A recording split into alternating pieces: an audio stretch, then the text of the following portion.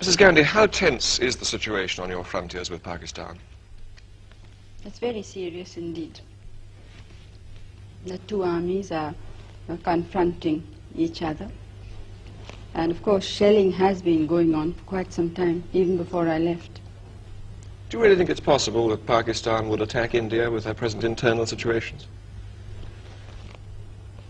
Well, when there is the sort of chaos which they obviously have, they may take desperate action and feel that an external enemy might unite some of the people there.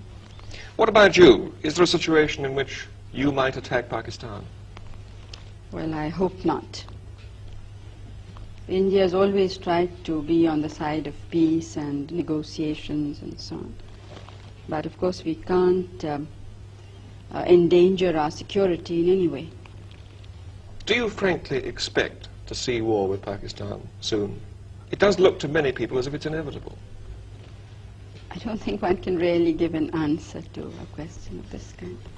But as I said, we are trying everything possible to prevent it.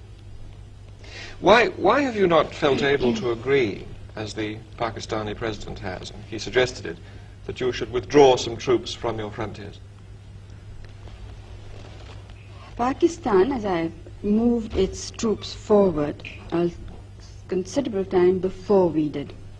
Now, while they were there on our border, nobody raised any question that this would be endangers peace, it endangers our country. Now, when we felt compelled to, in the interest of our defense, the whole world seems to have woken up. Now, it seems a very unrealistic situation to me. And as far as going back is concerned, our positions are much further back. I mean, we don't have a second line that is that could serve us should Pakistan decide to attack after all. So it would not be, I don't think I would be doing my duty to the country and to the people if we would agree. And one thing you must remember is that we have never attacked anybody, but we have been attacked 3 times. But do you support the Bangladesh guerrillas? Do you support a separate state in East Pakistan? You see, it's not a question of supporting or not. The question is what is likely to happen. I don't think we can shut our eyes to the situation in a neighboring state. I think, and I personally think that most of the world believes this, so they may not be willing to say it out openly, that Pakistan as it existed can never be the same again. But don't you think the situation on your frontiers might be less dangerous if you personally were to meet Yahya Khan, so that you understood each other's positions more clearly? Have you read some of Yahya Khan, the president's speeches and interviews? Yes. Well, and do you still think it would serve a useful purpose? Maybe you would understand each other's positions on the frontier better. You'd understand why your troops are stationed there. No, I understand it perfectly well, and there's absolutely no doubt in my mind. Our troops are stationed there because we were threatened by the military regime of Pakistan. In no uncertain words, there has been a situation of indirect aggression. And I don't think that you could point out to me any other head of government who in the present circumstances would have been so restrained, when the entire country is not restrained. I mean, it is great difficulty that we are holding the situation. And then what we get outside is to equate us with a government which has killed more than 1 million people, which has created conditions of barbarity which I don't think the world has very seldom seen.